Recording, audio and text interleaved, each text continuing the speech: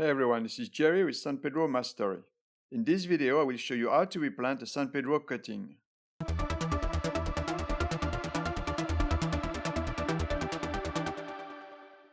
You may have bought it on the internet, or it may be a section that you found lying on the ground next to an adult plant, probably broken off by the wind. The internet bought section will usually have a clean, straight cut, unlike the sections that were broken off accidentally. On this photo, you can see me with a plant cut into separate sections. Next to me, you have the tip, which is called a top cut. At the opposite end, you have the base where the roots are. And between, you have middle cuts of various sizes. The bigger they are, the faster they will resume growth. You can replant a cutting in two different ways. Vertically, which is by far the most common, and horizontally, also called log style. The choice is up to you, though log style will need a larger pot. If you are interested in growing a cutting horizontally, please subscribe to my channel and tick the little bell so that you get informed of my future videos, because I plan to make a video on that subject in a week or so. When you repot these plants vertically, it is important to plant them the right way up. In the case of the top cut, as well as in the case of the base, it is obvious which is the right way up. But how do you know which way is up on a middle cut? It is very simple. You look at the areole. This is the part from which the spines grow out of.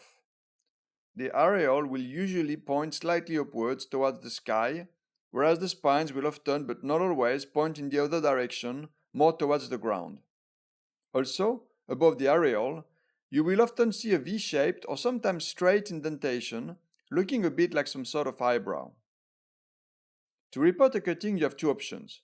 You can make it root before repotting, or you can repot it directly without making it root first. It will root later on. The first option, to make the cutting root first, is done by just letting its cut base rest on some coarse sand and perlite without burying it at all, just laying on top. I recommend 3 to 4 parts perlite for only 1 part regular soil.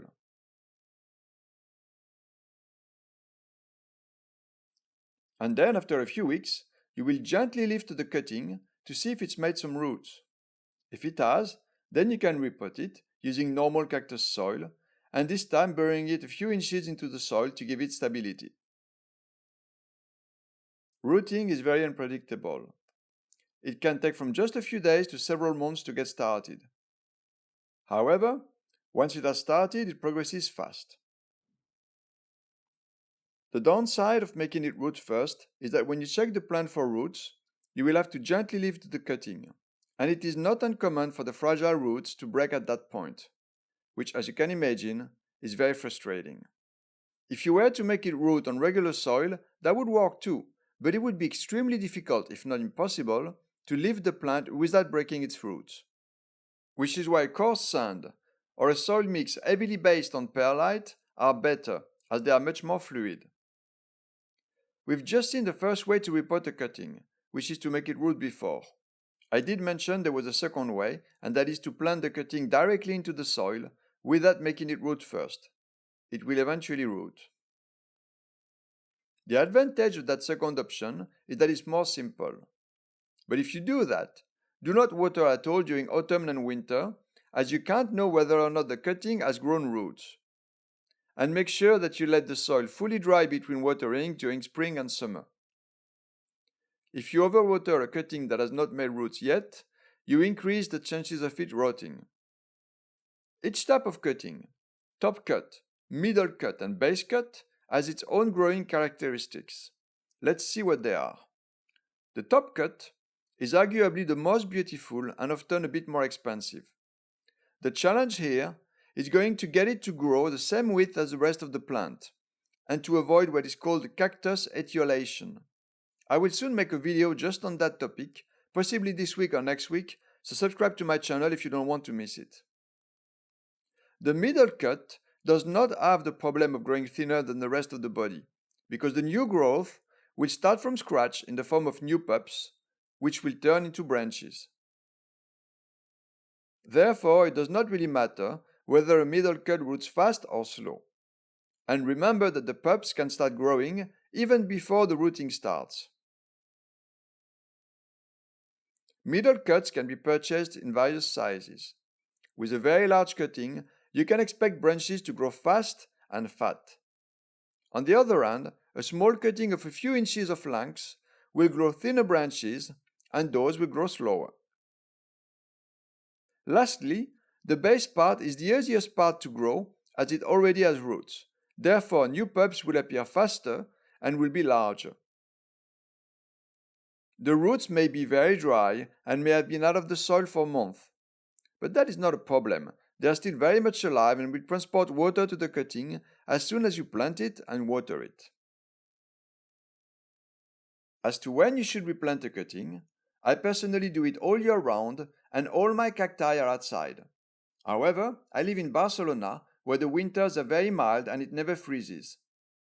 If repotting in the winter in a colder country, you may want to do it inside your house next to a window.